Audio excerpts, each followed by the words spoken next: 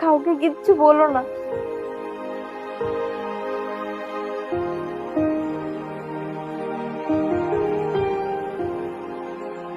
আরে রিয়া, তোর নতুন বৌদিকে দেখে যা।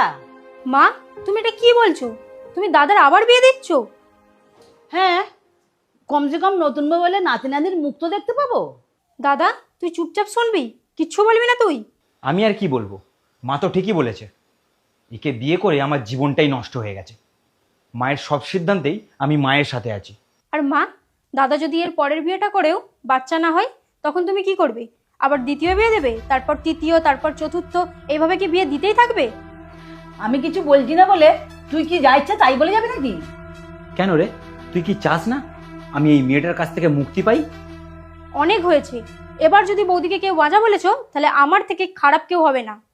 আজব তো, ভাজাকে ভাজা বলবো না তো কি বলবো? বৌদি বাজা নয়। রিয়া প্লিজ, তুমি আর কিচ্ছু বলবে না। না বৌদি, অনেক হয়েছে, এবার আমাকে সত্যিটা বলতে দাও। সত্যি? কি সত্যি? সত্যিটা এটাই যে দাদার যতগুলোই বিয়ে দাও না কেন, দাদা কোনোদিনও বাবা হতে পারবে না। কারণ বৌদির কোনো সমস্যা নেই, সমস্যা হচ্ছে দাদারই। আর বৌদি ভালো মানুষ বলে তোমাদের করা প্রতিটা অপমান সহ্য করে গেছে, কোনোদিন কিছু বলেনি। তাহলে বৌদিও তো চাইলেই পারতো এখান থেকে বাড়ি ছেড়ে চলে যেতে, অন্য জায়গায় বিয়ে করে নিয়ে বাচ্চা নিতে, কিন্তু বৌদি সেটা করেনি। কারণ তুমি তো শাশুড়ি হও, তুমি তো বৌমার দোষগুলোই দেখবে আর ছেলের পক্ষ নিবে। আর কি হলো, সত্যিটা শুনে সবার মুখগুলো এরম হয়ে গেল কেন? মা, এবার কিছু বলো।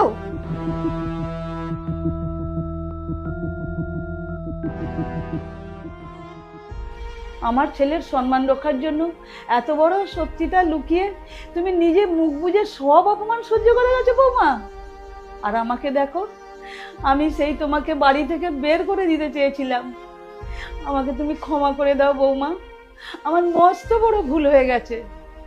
না না, এ তোমার কোনো দোষ নেই, আমি মানুষ চিনতে ভুল করেছি মা। আপনি কেন ক্ষমা চাইছেন মা? আপনার ছেলের জন্য যেটা ঠিক মনে হয়েছে আপনার, আপনি তো সেটাই করেছেন। আর প্রতিটা মাই তাই চায়। আমারই কপালটা খারাপ, তাই আমাকে এত সহ্য করতে হলো। পায়েল, তুমি আমাকে ক্ষমা করে দিও। আমি তোমাকে অনেক কষ্ট দিয়েছি, সব দোষ আমার।